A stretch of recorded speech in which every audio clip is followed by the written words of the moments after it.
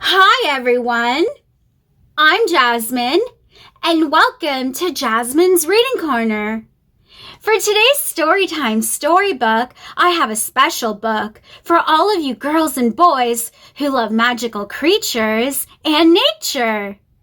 The book I'll be reading today is Fireflies by Carolyn Watson Dubish. But before we get started, please subscribe to my channel by hitting the subscribe button, and also please like this video by hitting the like button. I'd really appreciate it. So now, let's begin. Fireflies by Carolyn Watson Dubish. For my daughter Phoebe, who spent countless hours building fairy houses by the water in Maine.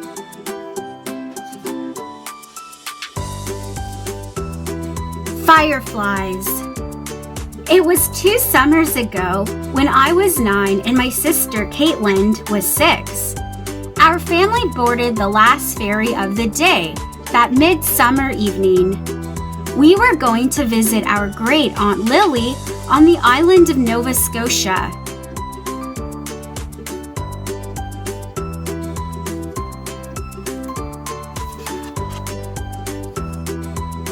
Boat horns echoed across the water as the sun set over the harbor. While we sat in the cabin, Caitlin couldn't stop bouncing around. She had brought her bug collecting jar and couldn't stop talking about all the ladybugs we'd caught back on the pier in Portland. Caitlin never keeps her bugs for very long. She just collects them, peers at them with her magnifying glass, and then a few hours later, releases them. Caitlin, Mommy said, maybe you and Cassidy should go up top and let the ladybugs go.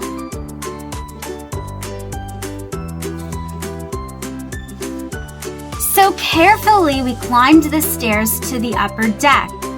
When we burst through the door, the wind was so strong we nearly fell over. Cassidy, let's release them over there. So we walked across the boat towards the bow, near a curious seagull.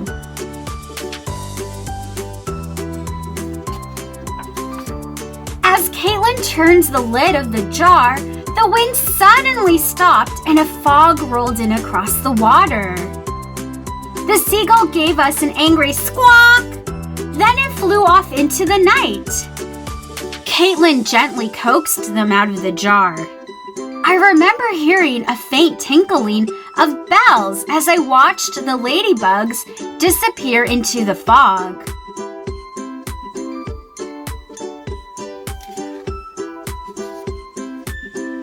That's when I saw them. Tiny yellow lights zipping all around us. Fireflies, Caitlin whispered in hushed excitement.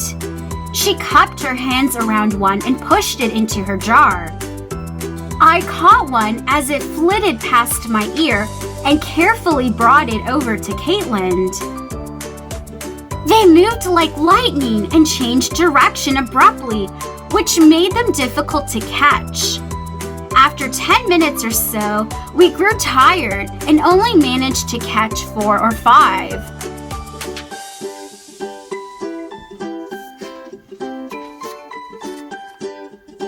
I was making one final attempt at one near the benches when I heard Caitlin gasp. "What is it?" I asked, rushing over to her. Caitlin was looking through her magnifying glass, looking very pale. "I can't," she whispered and pushed the jar towards me.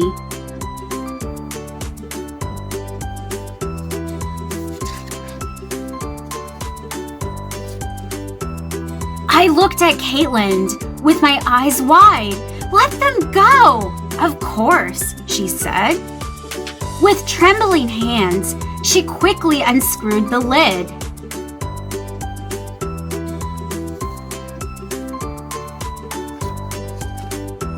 Five yellow lights flew up into the mist, and a ringing of bells filled the air.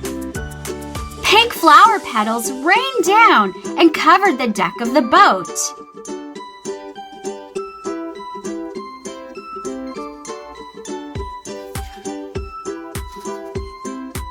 Silently, we collected handfuls of the petals and put them in the jar. Caitlin and I never spoke of the fairies after that night. Caitlin never collected bugs again. The jar of petals grew dust on her bookshelf. The petals never dried up or changed color. They stayed just as they were that night on the boat.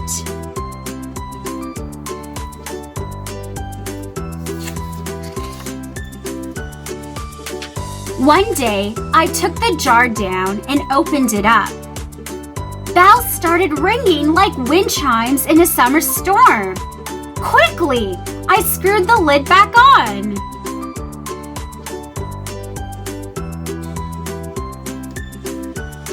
The end.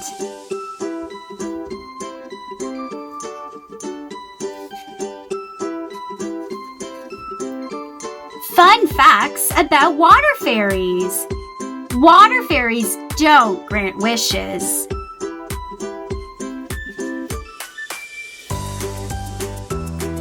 Water fairies are vegetarians.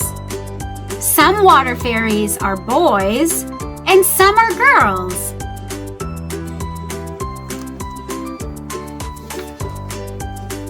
Water fairies can save you from drowning with just a kiss. They can also make you drown. Don't mess with water fairies.